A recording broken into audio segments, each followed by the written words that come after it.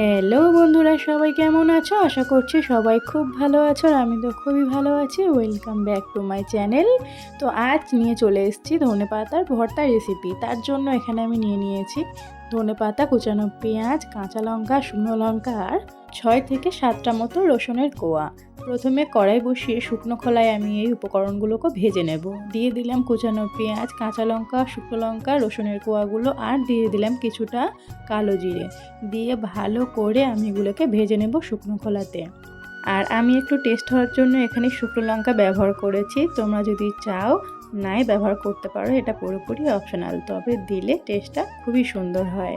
তো দেখো আমি ভালো করে শুকনো খোলাতে এই উপকরণগুলোকে ভেজে নিয়েছি। এবার একটু ঠান্ডা করে মিক্সারে দিয়ে ভালো করে ব্লেন্ড করে নেব। এটা চাইলে তোমরা শিলেতেই করতে পারো, শিলেতে করলে আরও ভালো হয়।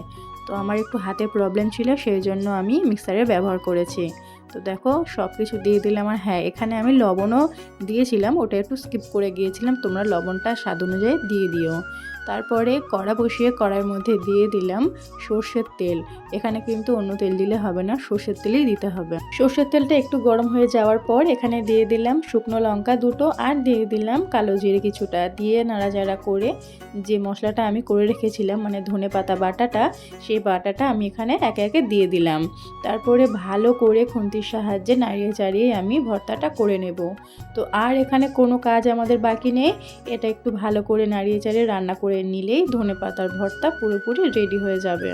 তো দেখো ভালো করে আমি কষিয়ে মশলাটাকে রান্না করে নিচ্ছি। আর এটা খেতে কিন্তু খুবই টেস্টি হয়েছিল। যদি এই ভর্তাটা তোমাদের ভাত পাতে থাকে তাহলে আর কিছুই লাগবে না, এইটুকু ভর্তা দিয়ে তোমরা এক থালা ভাত নিমেষেই খেয়ে ফেলতে পারবে। তো দেখো আমাদের ভর্তা পুরোপুরি রেডি হয়ে গিয়েছে।